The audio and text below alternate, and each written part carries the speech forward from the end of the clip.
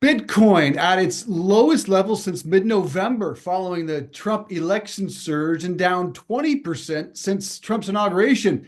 Is it time to buy that dip or time to run for cover from digital currencies altogether? Who better to ask than the founder and managing partner of Skybridge, former White House Press Secretary Anthony Scaramucci, also the host of the Rest is Politics US podcast. You have to check that out.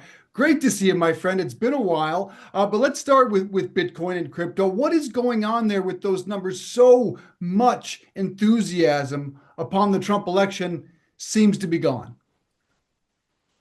Well, I mean, listen, I think it was 69,000 when he got elected, and so it's I don't guess, but by 85,000 now, and so yeah, you had a correction, but you've had garden variety 28 to 40% corrections in bull markets of Bitcoin. So I know definitionally Bitcoin is now in a bear market because it's down 20% from its high, but really for Bitcoin, that's common.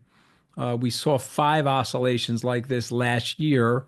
Of course, Bitcoin went from the high 30s, David, to the high 90s. So I don't see any reason why Bitcoin can't still close the year closer to 200,000. But listen, this is the nature of Bitcoin. And what happens is the renters of Bitcoin get churned out of Bitcoin and the long-term owners stay in. But I'll remind people that there's a legion of Wall Streeters now that are out there selling the idea that Bitcoin needs to be in people's portfolios. And so if you don't believe me, ask the UAE and Mubadala. They got almost a $500 million position. University of Wisconsin. BlackRock's out there with their financial advisors, the consultants telling people to own it. And so I wouldn't bet against Bitcoin. Now, you've got a risk off thing happening in the markets generally, and you've had the worst hack. $1.5 billion was stolen by the North Korean government out of Bybit. So you've had the worst hack that probably happened since the Mt. Gox debacle. And so, yeah, there's some weakness and there's some short-term negative sentiment, but I wouldn't overly worry about it. There's been so many questions about what is it tethered to, and many an analyst has come on here and said, well, the best case for Bitcoin is essentially digital gold. Gold is up, not just in the last couple of days, couple of weeks, couple of months. Is it digital gold, and why is one up while the other has fallen down over that same period?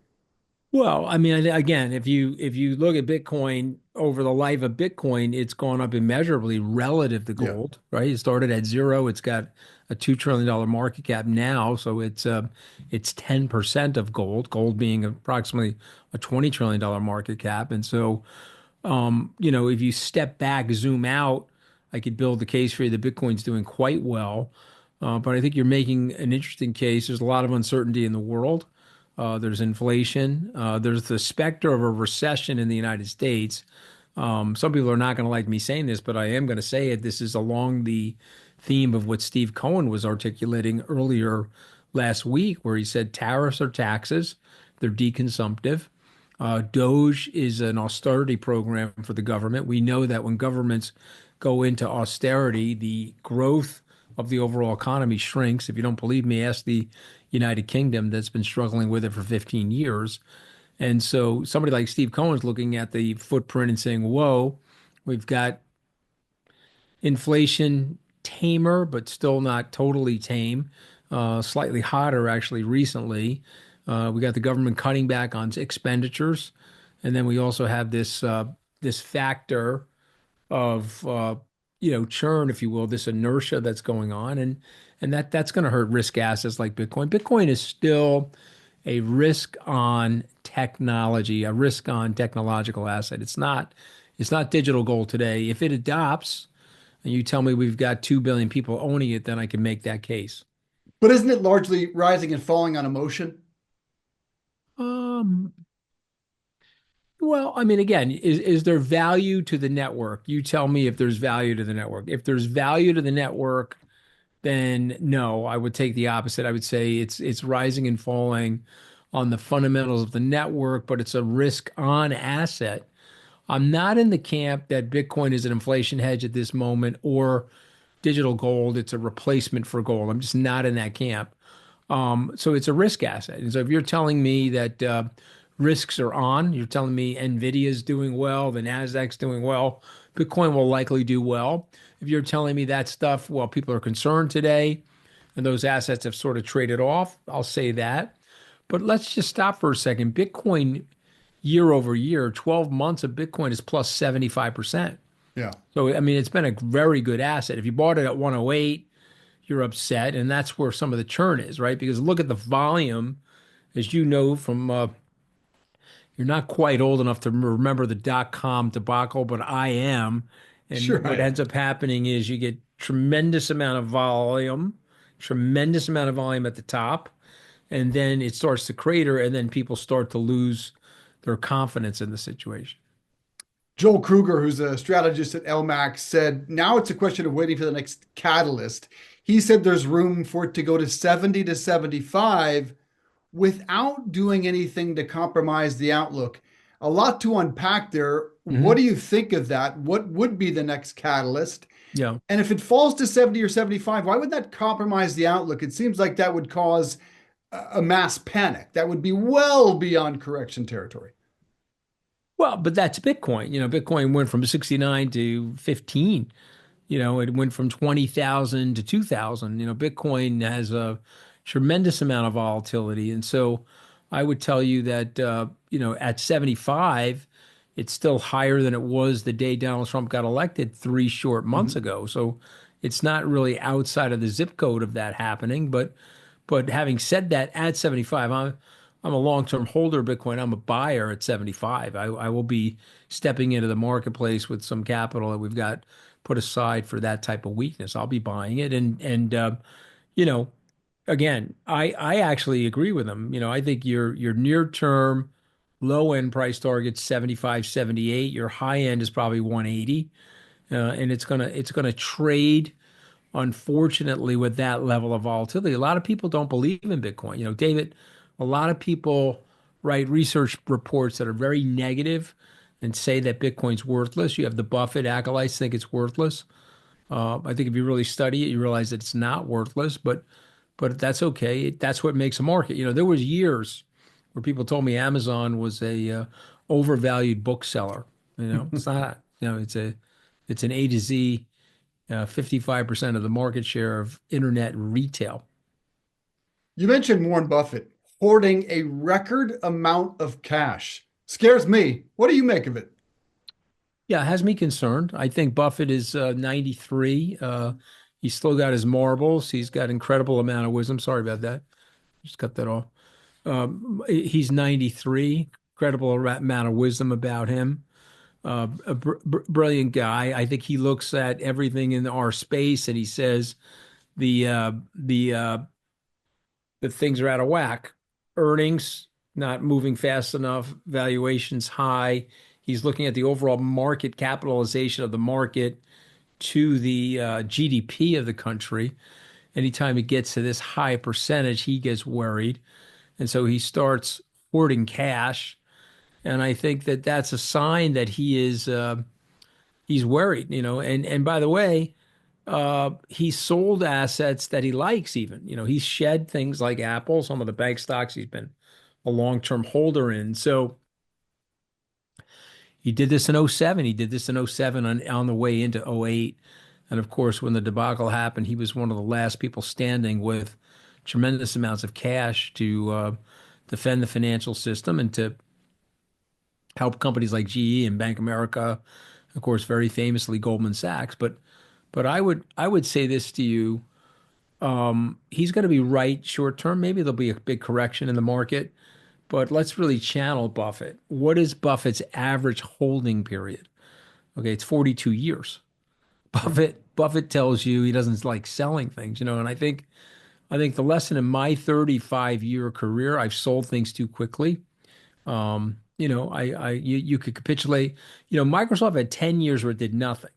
Many people, myself included, capitulated on Microsoft, and then guess what? It went on to go 10 to 1. If you just held the asset, you were okay. And so I hear you. Buffett is raising alarm bells, but I would just recommend to your viewers and listeners, buy high quality, stay in high quality, ignore short-term price movements. And one last question on crypto before we move into some politics is trust has long been an issue, at least for the outsiders, people like myself. What does it do when you see all these meme coins rush up, rush down, in particular when the president of the United States starts his own meme coin that's now fully diluted value of $13 billion dollars? It's nothing, Mooch. You know that. It literally has no inherent value. What does that do to trust in digital currencies?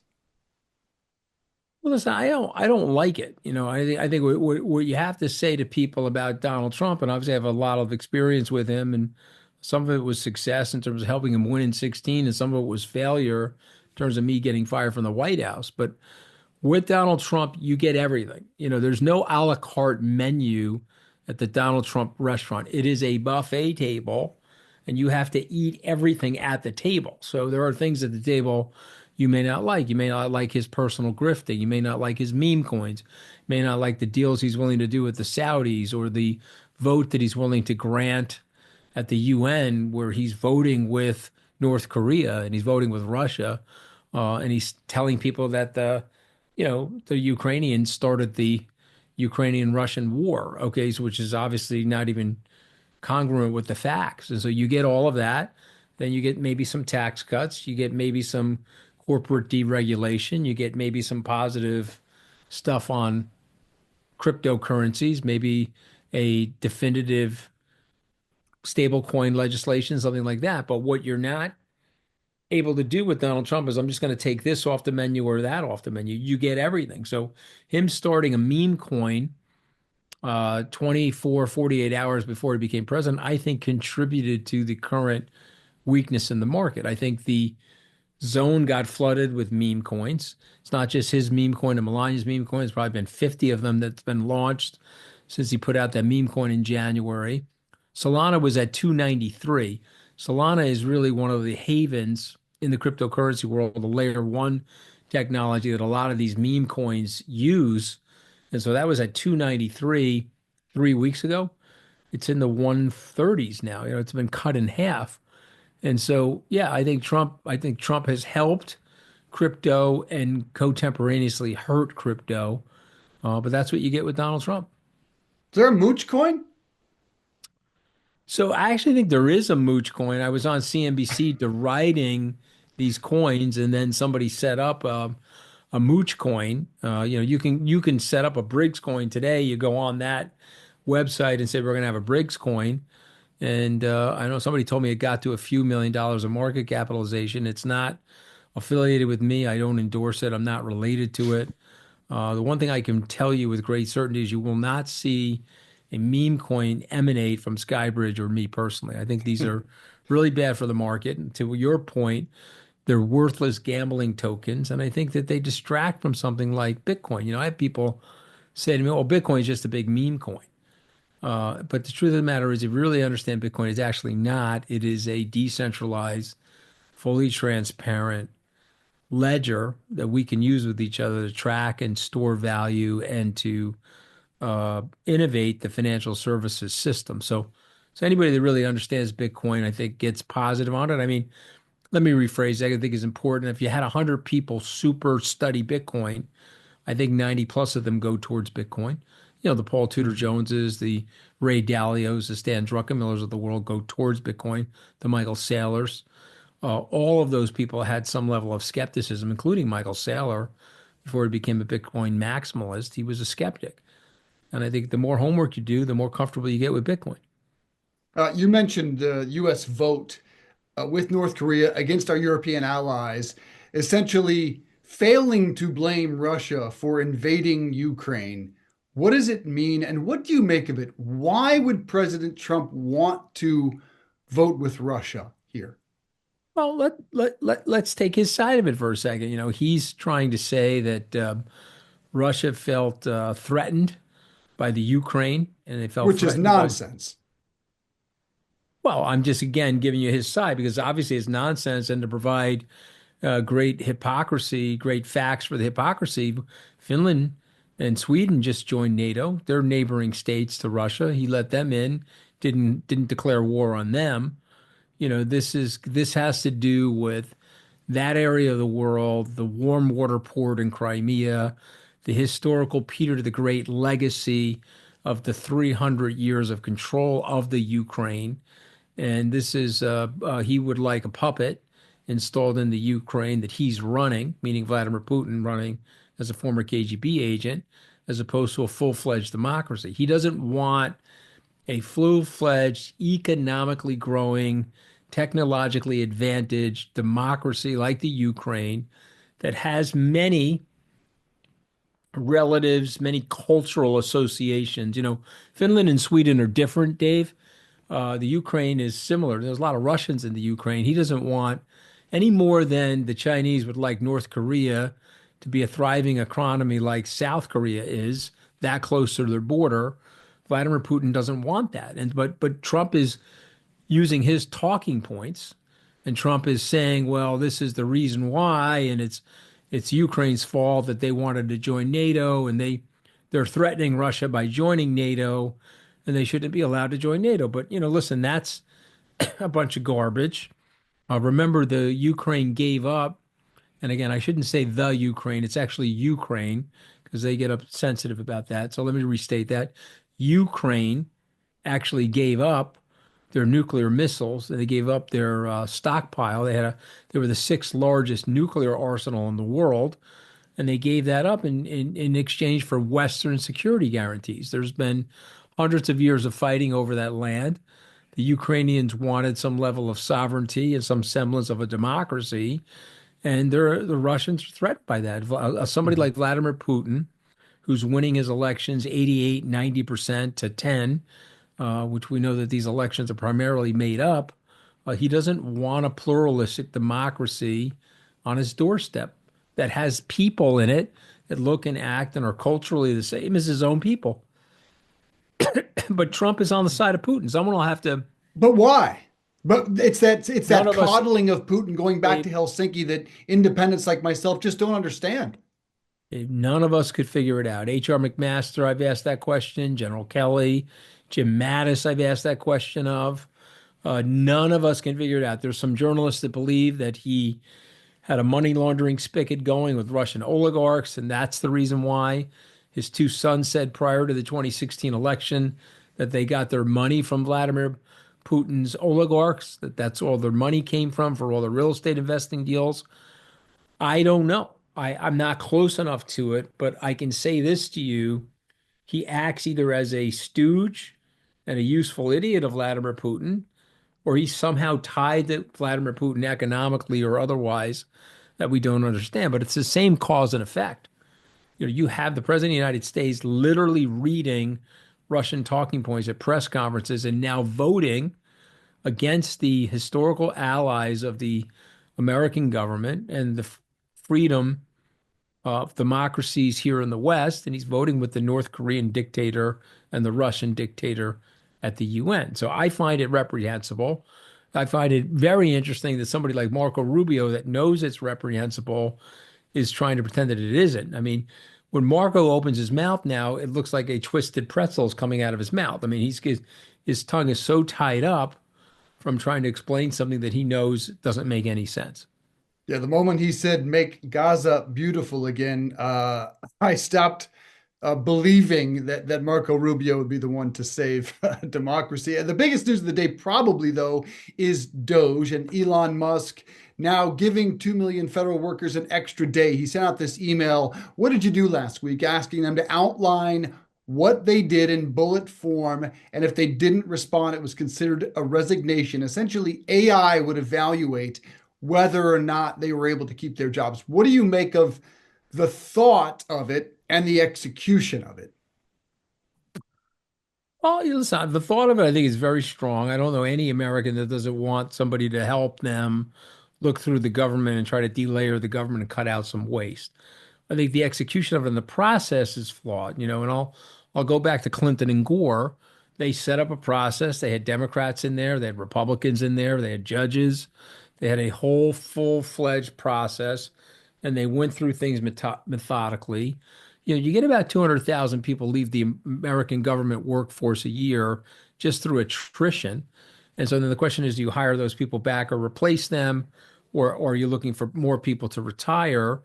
And the Clinton Gore regime, net of those government losses, we shed 370,000 people in the government during the 90s. And of course, they were cutting costs on the margin. They did get a deal done with Newt Gingrich, and they were running a budget surplus when Clinton and Gore left Washington. So people do like this stuff, and this stuff does work.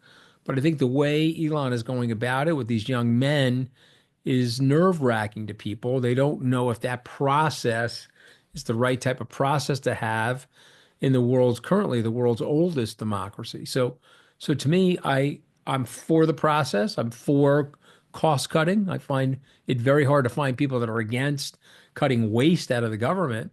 But I think we do live in a democracy. We got to be careful. And so they're going hard. They're revving up the chainsaw and they're letting go national security workers that we need. They're letting go nuclear arsenal or stockpile workers that we need, and we've got to hire them back. They let go the avian flu pandemic experts, and it turned out that we need those guys, and so we've hired them back. And so I think this sort of stop-start activity Mhm. without a process, it may work in places like Twitter, now known as X. It may work at SpaceX, but I will tell you, based on my life experience, my short stay in the government, my time in the administrations or the pre-administration's transition team, where I served as one of the executive chairman for Trump's transition team, the government is not like a business.